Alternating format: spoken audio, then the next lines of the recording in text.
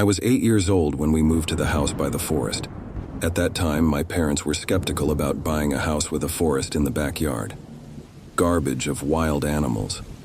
They were worried that it might cause confusion or harm our dogs. Most of all, they were worried that we would get lost in the forest. But it was considered cheap compared to other places. My father loved quiet places. Even though my mother complained about the location of the house, years later she had a home of her own. He was happy it happened. I was enjoying playing with my siblings in the backyard. That something is not right. The first sign started when our dogs were afraid of the forest.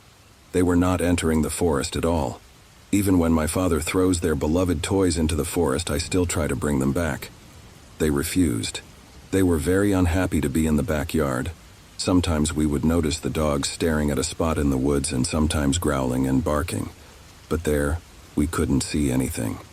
While sitting in the backyard in the evenings, we would sometimes hear someone walking in the forest, the sounds of branches and leaves crunching under their feet. When we shouted into the forest, there was no response. But when we shined a flashlight around, we would see a human-like figure wandering around in the dark. My mother and father forbade us to go into the forest after dark, and even during the day we were not allowed to go out without them. My sister's bedroom window. He was looking at the backyard and the forest behind him. She said that when she looked out her window one night, she saw someone just outside the backyard, but there was a problem. It was as if his feet were not touching the ground but standing in the air. He was too tall to be human, and his body looked distorted, he said, and she swore he was looking right at her. My father went to the backyard to find out who the man was. At that moment, what my sister told me. He continued to watch the man from the window.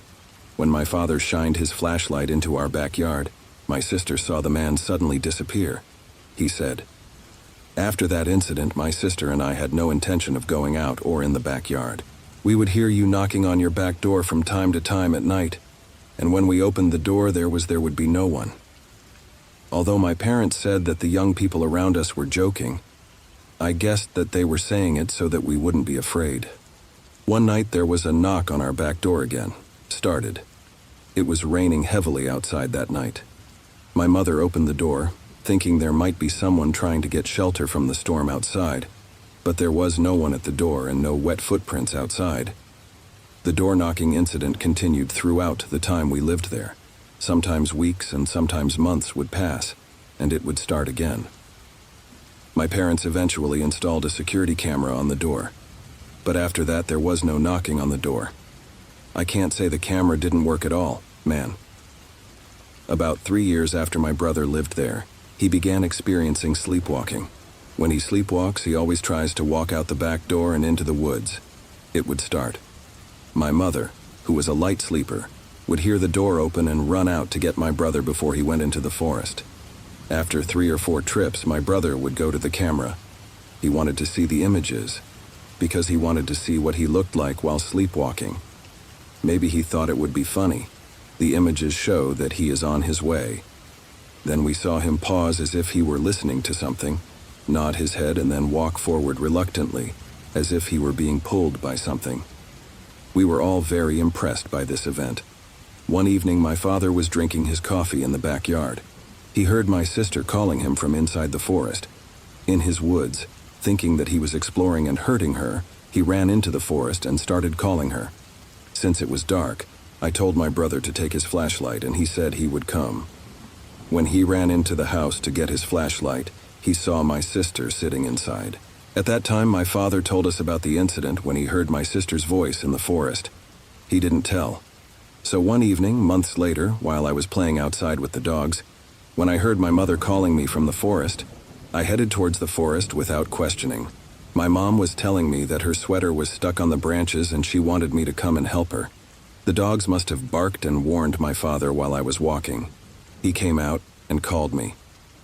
When I told him that I was going to help my mother, he said that my mother was at home and that I should run inside. He said, "After this incident, my family planted flowers around the backyard and started looking for a new place." Our move with the construction of the fence. The situation has worsened in the intervening period. We could hear knocking as if someone was walking around the house and trying every window, frequent scratching on the fence. We would hear their voices and voices from beyond. My brother's sleepwalking became more frequent. One night, while my brother was sleepwalking, my mother heard the door open. He hadn't heard of it. My brother was woken up by the dog shouting there. The last morning we spent there, we found the back door wide open. We saw in the security camera footage that the door opened on its own. Since we moved out of that house, my brother's sleepwalking has stopped, but he sleeps comfortably at night. He would say that he could not sleep and would wake up shaking in his sleep.